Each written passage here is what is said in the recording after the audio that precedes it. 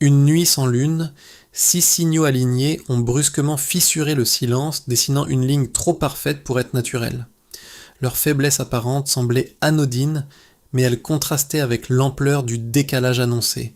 Une série de vibrations minimes pouvait déjà masquer une dynamique prête à s'amplifier, méthodique, patiente et tournée vers les zones de convergence.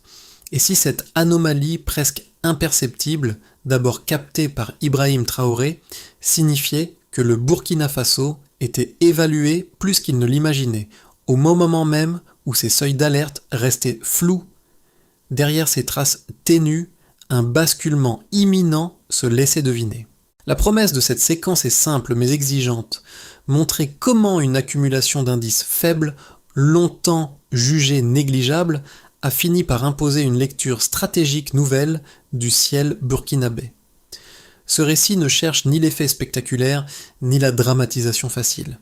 Il s'attache à une mécanique précise, où chaque détail compte parce qu'il prépare le suivant. Pour le public, l'enjeu est clair. Comprendre comment naissent les basculements silencieux avant qu'ils ne deviennent visibles. Mais le risque est tout aussi net. Lorsqu'un territoire laisse passer des anomalies minimes sans les interpréter, il ouvre un couloir discret où des pressions extérieures peuvent s'installer sans résistance apparente. Ce danger ne se manifeste pas par une attaque frontale, mais par une lente érosion des seuils de vigilance. Dans ce contexte, la souveraineté ne dépend pas uniquement des moyens techniques, mais de la capacité collective à relier des signaux dispersés. Ce cadre permet de comprendre pourquoi l'attention portée à ces premières nuits n'était pas secondaire. Elle conditionnait déjà la suite. La première révélation sérieuse tient en 6 signaux anormaux, alignés sur une même trajectoire nocturne, détectés à quelques nuits d'intervalle. Leur répétition méthodique indiquait déjà qu'il ne s'agissait pas d'une curiosité isolée, mais d'un schéma cohérent que l'état-major avait jusque-là sous-estimé. À partir de ce point, le contexte se resserre rapidement.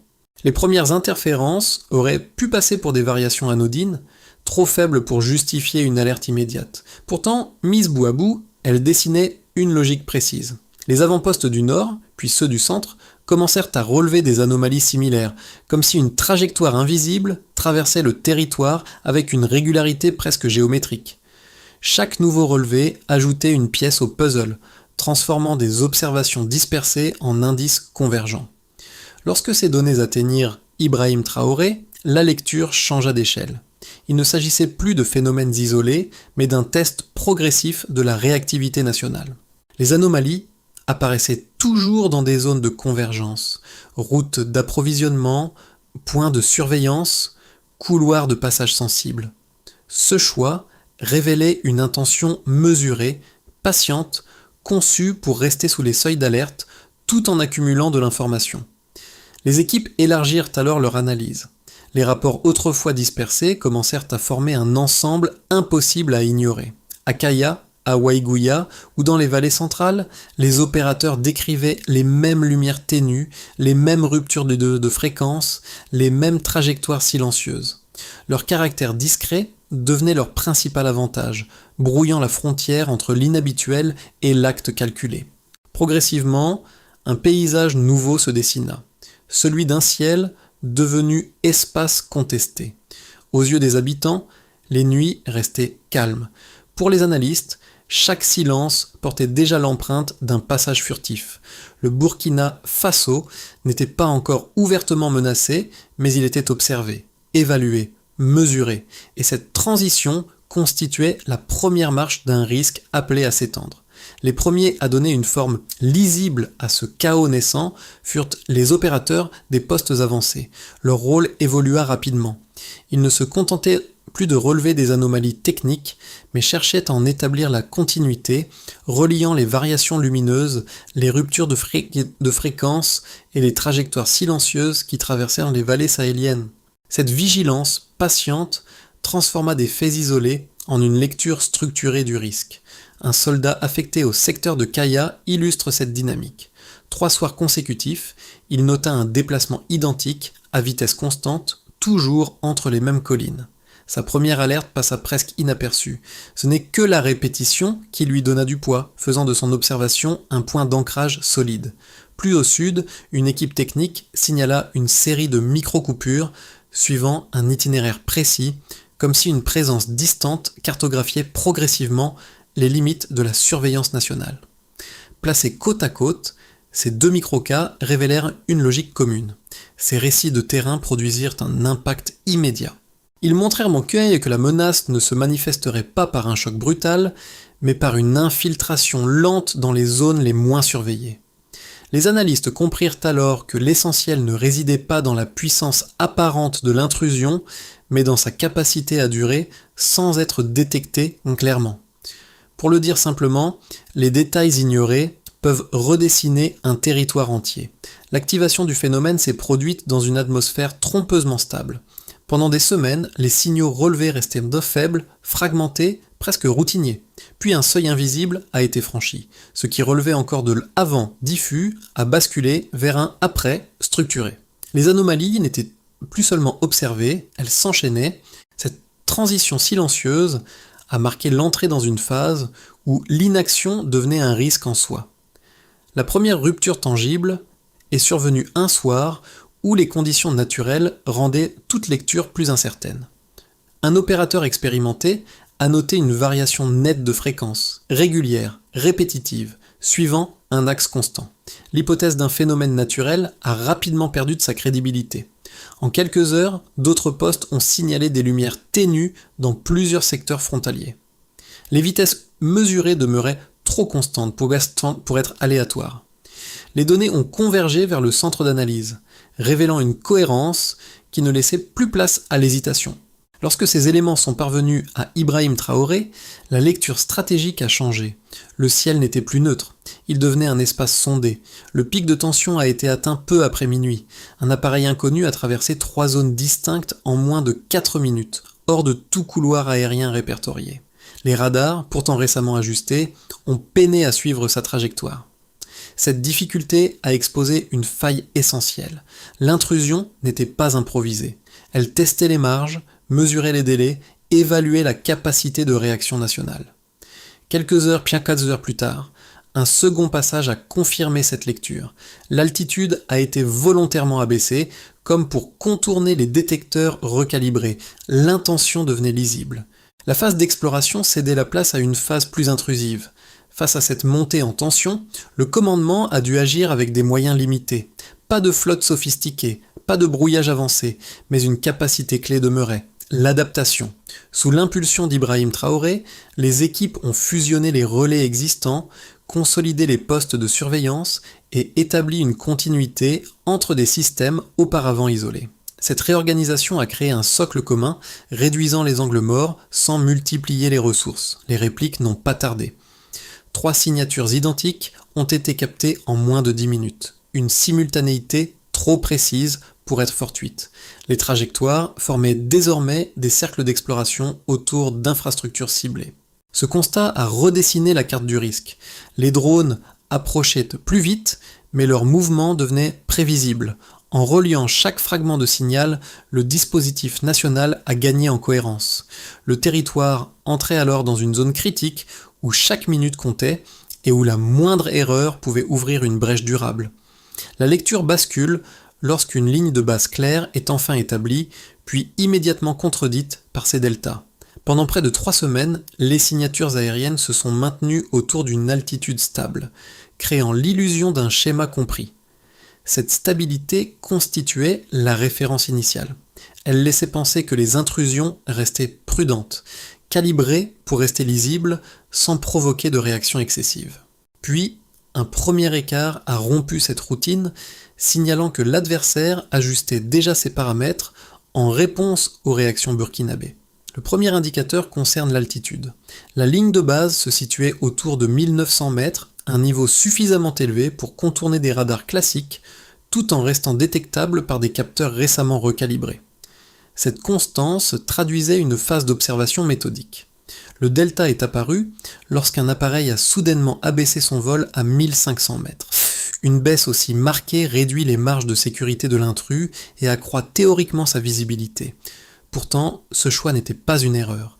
Il indiquait une tentative de contournement des nouvelles fenêtres de détection mises en place. Pour Ibrahim Traoré, ce changement altimétrique révélait une adaptation active.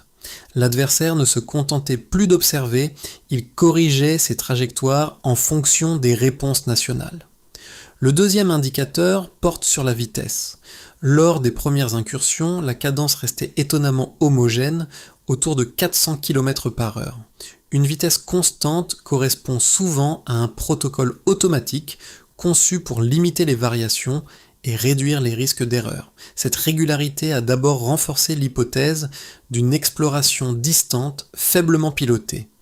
Le delta est apparu lorsque des variations soudaines ont été relevées, accélération brève, ralentissement calculé, oscillation ciblée.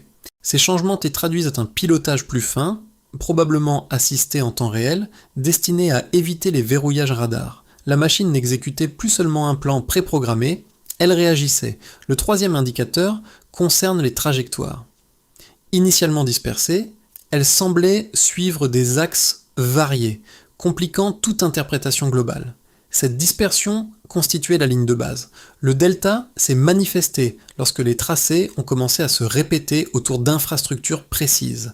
Les cercles devenaient identiques, les distances constantes, les intervalles réguliers. Une telle répétition exclut l'aléa. Elle indique une volonté de sonder un périmètre déterminé avec méthode. Pris ensemble, ces trois mesures, altitude, vitesse, trajectoire, composent une preuve cumulative. Chacune, isolément, pourrait prêter à discussion. Leur convergence, en revanche, impose une lecture cohérente. Les ingénieurs ont alors recalibré les seuils d'alerte en fonction des deltas observés, transformant chaque variation minime en signal exploitable. Les postes du nord, comme ceux du sud, ont synchronisé leurs relevés et les anomalies faibles sont devenues des déclencheurs. Cette discipline quantitative a fait évoluer la posture nationale. Le pays est passé d'une surveillance hésitante à une vigilance continue. Ibrahim Traoré, en observant l'accumulation des écarts mesurés, a compris que l'intrusion n'était plus hypothétique. Chaque delta rapprochait l'adversaire. La menace cessait d'être abstraite, elle devenait mesurable. Deux lectures opposées ont émergé au sein des cercles d'analyse lorsque les premières données consolidées ont été mises en parallèle. La première adoptait une position relativement confiante. Selon cette lecture, la réactivité démontrée par les équipes locales prouvait que le dispositif national, bien que limité, restait capable d'absorber des intrusions de ce type. Les altitudes repérées, les vitesses homogènes et les trajectoires répétitives révélaient des schémas suffisamment lisibles pour être anticipés. Dans cette optique, la surveillance synchronisée pouvait transformer une faiblesse technologique apparente en avantage opérationnel. Si les drones révélaient déjà leurs préférences, mêmes zones, mêmes horaires, mêmes axes, alors la répétition jouait en faveur du Burkina Faso. La seconde lecture se montrait bien plus critique. Certains analystes estimaient que les appareils détectés jusqu'ici ne représentaient qu'une phase exploratoire. Les drones observés, bien que sophistiqués, n'avaient peut-être pas encore déployé l'ensemble de leurs capacités. Rien ne garantissait qu'un modèle plus rapide, plus discret ou mieux piloté ne puisse franchir les défenses existantes. Dans cette perspective, les variations d'altitude et de vitesse ne traduisaient pas une vulnérabilité de l'adversaire, mais une phase d'ajustement préalable à une intrusion plus décisive. Le risque majeur résidait alors dans une surestimation des succès initiaux. Pour dépasser cette opposition, les techniciens sont revenus aux données brutes. L'analyse fine a montré que chaque modification de trajectoire des intrus suivait une réponse nationale précise. Les drones ajustaient leur parcours après chaque recalibrage radar, modifiaient leur vitesse lorsque certains segments devenaient plus surveillés et répétaient leur cercle dès qu'une zone redevenait moins couverte. Cette interaction constante révélait un point clé. L'adversaire dépendait du dispositif burkinabé pour affiner ses essais. Cette dépendance relativisait l'idée d'une supériorité écrasante. Une technologie réellement dominante n'aurait pas eu besoin d'ajuster aussi fréquemment ses paramètres. La conclusion la plus solide ne se situait donc ni dans l'optimisme total, ni dans le pessimisme absolu. Elle résidait dans la reconnaissance d'une interdépendance dynamique où chaque camp influençait les marges de manœuvre de l'autre. Pour Ibrahim Traoré, cette lecture imposait une vigilance continue, non triomphante, mais disciplinée. La triple signature, captée presque simultanément, a marqué la fin de la phase d'observation. Jusqu'alors, les trajectoires semblaient dispersées, parfois hésitantes, laissant croire à une série de tests indépendants. En moins de 60 secondes, cette lecture a volé en éclats. Les recoupements provenant du nord et du centre ont montré une convergence nette autour de zones stratégiques déjà identifiées. Ce resserrement ne relevait plus de l'exploration prudente, mais d'une répétition générale. Pour Ibrahim Traoré, ce point médian a changé la nature même du problème. Les données synchronisées indiquaient que le territoire n'était plus seulement évalué en surface, mais sondé dans sa profondeur. La simultanéité des signaux révélait une capacité à coordonner les survols, à tester la réaction du pays sous pression combinée et à mesurer les délais décisionnels. Le ciel cessait d'être un espace neutre, il devenait un espace disputé. Cette révélation a aussi modifié la temporalité stratégique. Là où les premières 2 semaines laissaient encore une marge d'interprétation, cette minute décisive imposait une certitude. Le temps long des ajustements prudents était terminé. Chaque nouvelle incursion devait désormais être lue comme un acte intentionnel inscrit dans une séquence plus large. À partir de ce point, la question n'était plus de savoir si la pression existait, mais comment elle allait se traduire concrètement pour l'État, les acteurs économiques, les populations et l'environnement régional. Lorsque la convergence des trajectoires a été confirmée, ces effets se sont propagés bien au-delà des écrans radars. La pression aérienne, jusque-là perçue comme un phénomène technique, a commencé à remodeler des équilibres concrets dans 4 sphères clés du Burkina Faso. Pour Ibrahim Traoré, ces répercussions constituaient la véritable mesure du basculement en cours. La menace ne se limitait plus à ce qui survolait le territoire, elle redéfinissait la manière dont le pays fonctionnait. Les institutions ont été les premières touchées. La synchronisation imparfaite entre les relais de surveillance révélait des délais décisionnels incompatibles avec une pression coordonnée. Pour y répondre, l'appareil étatique a dû resserrer ses circuits d'information, réduisant le nombre d'intermédiaires et recentrant les décisions autour d'un noyau opérationnel.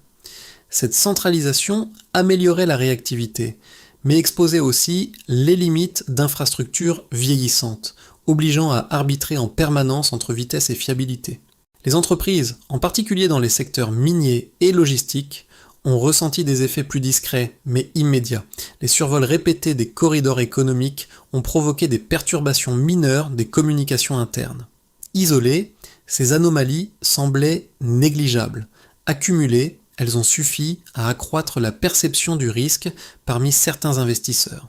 Les opérateurs locaux ont alors renforcé leurs protocoles de continuité, cherchant à garantir la stabilité des flux malgré une incertitude accrue. Cette adaptation pragmatique montrait comment une pression diffuse pouvait infléchir des décisions économiques sans jamais s'afficher ouvertement. Du côté des populations, l'impact s'est manifesté sur un registre plus sensible. Dans les zones rurales, comme dans certaines périphéries urbaines, des habitants ont observé des lueurs inhabituelles, parfois répétées, sans disposer de cadre explicatif clair. Ce décalage entre perception et compréhension a nourri un climat d'interrogation. Les autorités ont dû élaborer des messages simples visant à éviter que l'incertitude ne se transforme en inquiétude durable. Cette pédagogie devenait un élément à part entière de la réponse nationale. Enfin, l'environnement régional n'est pas resté à l'écart. Les trajectoires suspectes dépassaient parfois les frontières nationales, révélant une dynamique transfrontalière. Les États voisins ont commencé à envisager une coordination plus étroite, conscients que les vulnérabilités aériennes ne pouvaient plus être gérées isolément. Pour Ibrahim Traoré, cette dimension régionale transformait l'enjeu. Le ciel sahélien apparaissait désormais comme un espace partagé où la souveraineté de chacun dépendait de la vigilance de tous. Pris ensemble, ces 4 cercles montraient que l'intrusion n'était pas un épisode ponctuel. Elle redéfinissait durablement les pratiques étatiques, économiques, sociales et géopolitiques. À l'horizon des 6 à 12 mois suivant la convergence des trajectoires, 3 scénarios distincts se dessinent. Aucun ne repose sur des hypothèses abstraites. Tous prolongent des dynamiques déjà observées, des adaptations engagées et des limites structurelles mises en évidence par les premières incursions. Ces trajectoires possibles offrent un cadre pour penser l'avenir sans céder ni à l'urgence permanente, ni à l'illusion de la stabilité acquise. Dans le scénario de base, le Burkina Faso poursuit l'ajustement progressif de son dispositif. Les seuils d'alerte sont affinés à partir des deltas déjà identifiés, permettant de détecter plus tôt les variations mineures. Les intrusions se maintiennent, mais restent contenues sous un seuil d'escalade ouverte. La pression extérieure demeure constante, sans rupture brutale. Cette configuration impose une vigilance prolongée, coûteuse en attention, mais compatible avec les ressources actuelles, à condition que la discipline opérationnelle reste intacte. Un scénario plus favorable pourrait émerger si la dimension régionale prenait corps. Les couloirs transfrontaliers révélés par les trajectoires suspectes constituent un signal partagé. Si les États voisins acceptaient d'échanger certaines données non sensibles, une couverture plus large deviendrait possible. Les zones aveugles se réduiraient, rendant les incursions clandestines plus risquées.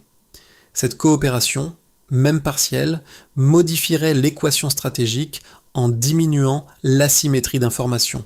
Elle n'éliminerait pas la pression, mais en limiterait l'efficacité. Le scénario le plus contraignant surviendrait si des acteurs extérieurs décidaient de franchir un palier technologique. Des drones plus rapides, plus discrets ou mieux pilotés mettraient sous tension les mécanismes actuels. Les systèmes de surveillance resteraient pertinents, mais leur marge de manœuvre se resserrerait fortement. Les délais de coordination pourraient devenir critiques. Dans ce cas, chaque ajustement tardif ouvrirait une faille exploitable, transformant la pression diffuse en contrainte permanente. Face à ces options, une recommandation s'impose. Penser en horizons multiples. Si l'on ne considère que le pire, on paralyse l'action. Si l'on ne retient que le scénario le plus stable, on sous-estime le risque. L'enjeu réside dans la capacité à préparer l'avenir sans figer le présent. À mesure que la situation se clarifiait pour les analystes, ses répercussions se diffusaient différemment selon les groupes sociaux. Les mêmes données, les mêmes signaux n'étaient pas perçus de manière uniforme. Cette diversité de regards expliquait pourquoi la crise ne se jouait pas uniquement dans les centres de surveillance, mais aussi dans la manière dont chacun interprétait ce qui changeait au-dessus de lui. Les techniciens, opérateurs et relais locaux ont été les premiers directement concernés. Leur rôle s'est densifié. Ils n'étaient plus de simples exécutants chargés de relever des anomalies, mais des acteurs centraux d'une chaîne de souveraineté. Chaque signal correctement interprété renforçait la cohérence du dispositif. Chaque hésitation risquait de fragiliser l'ensemble. Cette responsabilité accrue transformait la routine en vigilance permanente, avec un impact réel sur leur rapport au temps, au stress et à la décision. Un second groupe, composé d'étudiants, de citadins et de cadres régionaux, cherchait avant tout des repères explicatifs. Éloignés des avant-postes, ils percevaient surtout les échos de la situation à travers les communications officielles. Leur principale attente résidait dans la lisibilité du récit, comprendre ce qui se jouait, pourquoi cela importait et dans quelle mesure leur quotidien était concerné. Une information claire permettait d'éviter la prolifération de rumeurs lorsque l'incertitude dominait. Enfin, les habitants des localités plus isolées ressentaient les effets de manière indirecte. Pour eux, l'enjeu central n'était pas la nature exacte des intrusions, mais la continuité des services et la stabilité des décisions administratives. Leur confiance dépendait moins des détails techniques que de la constance de l'action publique. Ces trois perspectives réunies montraient qu'une même pression pouvait remodeler simultanément les pratiques, les perceptions et les attentes. La révélation progressive des schémas d'intrusion a imposé une évidence. Répondre par des ajustements ponctuels ne suffisait plus. Il fallait transformer une suite de réactions improvisées en une méthode durable, capable d'absorber une pression prolongée sans fragmenter l'autorité nationale. Sous l'impulsion d'Ibrahim Traoré, la priorité a été donnée à la cohérence plutôt qu'à la multiplication des moyens. La première étape a consisté à créer un centre de fusion unique pour l'ensemble des flux de surveillance. Les relevés provenant des postes avancés, autrefois dispersés, ont été intégrés dans un circuit décisionnel resserré. L'indicateur clé n'était pas le volume d'informations, mais le temps écoulé entre détection et interprétation. Réduire ce délai permettait de limiter les distorsions et d'agir avant que les intrusions n'exploitent les angles morts. La deuxième étape a porté sur l'ajustement technique. Les radars ont été recalibrés à partir des deltas observés en intégrant les variations d'altitude et de vitesse déjà documentées. L'objectif n'était pas d'augmenter aveuglément la sensibilité, mais de détecter plus finement sans saturer les systèmes. Le succès se mesurait à la diminution des faux positifs et à la stabilité des alertes. La troisième étape a concerné les postes avancés. Un format standardisé de signalement a été imposé, réduisant les divergences d'interprétation. Chaque anomalie était décrite selon les mêmes critères, facilitant la comparaison immédiate. Cette discipline renforçait la cohésion du réseau. Enfin, une ouverture prudente vers les États voisins a été engagée. Le partage de données non sensibles sur les couloirs aériens élargissait la couverture régionale. Pour Ibrahim Traoré, cette coopération mesurée constituait un multiplicateur de vigilance sans renoncer à la souveraineté. En revenant aux premières nuits, une image s'impose avec netteté. Celle du soldat de Kaya, observant, 3 soirs de suite, la même trajectoire silencieuse entre 2 collines. À l'époque, ce geste semblait anodin. Aujourd'hui, il apparaît comme l'un des fils conducteurs de toute la séquence. Ce sont ces regards patients, ces notations répétées, qui ont permis d'assembler un récit que personne n'avait anticipé. Les micro-coupures, les variations ténues, les lumières presque imperceptibles ont pris une valeur nouvelle lorsqu'elles ont été reliées entre elles. Elles racontent moins une prouesse technologique qu'une transformation collective. La vigilance ne s'est pas imposée d'en haut. Elle s'est construite à partir du terrain, lentement, obstinément, jusqu'à devenir une méthode partagée. Ibrahim Traoré a su reconnaître cette force discrète et lui donner une cohérence stratégique. Ce retour au point de départ révèle une leçon essentielle. La souveraineté ne naît pas seulement de systèmes sophistiqués, mais de la capacité à écouter ceux qui observent longtemps, sans certitude immédiate. Le Burkina Faso s'est redéfini à partir de traces presque invisibles, en acceptant que la lecture des signaux précède toujours l'action. Les signaux faibles forgent les résistances durables. La séquence retracée ne se réduit ni à une série de survols, ni à un ajustement technique de plus. Elle montre comment un pays peut se transformer lorsqu'il apprend à lire ce qui semblait d'abord trop faible pour compter. Cette transformation ne concerne pas uniquement les institutions ou les experts. Elle s'étend à la manière dont une société entière observe, interprète et partage les signes de changement qui traversent son environnement. Dans ce cadre, le rôle du public reste discret, mais déterminant. Comprendre les mécanismes à l'œuvre, même de façon partielle, permet de replacer les événements dans une continuité plutôt que dans l'urgence. Cette compréhension nourrit un espace de discussion où les enjeux collectifs deviennent visibles, discutables, appropriables. La vigilance cesse alors d'être un réflexe isolé pour devenir une culture partagée. Ibrahim Traoré s'inscrit dans cette dynamique non comme une figure distante, mais comme un point de convergence entre des observations de terrain et une lecture stratégique plus large. Ce lien rappelle que la souveraineté se construit aussi par l'attention portée aux détails. La question demeure ouverte. Comment chacun perçoit-il les signes annonciateurs d'un basculement ?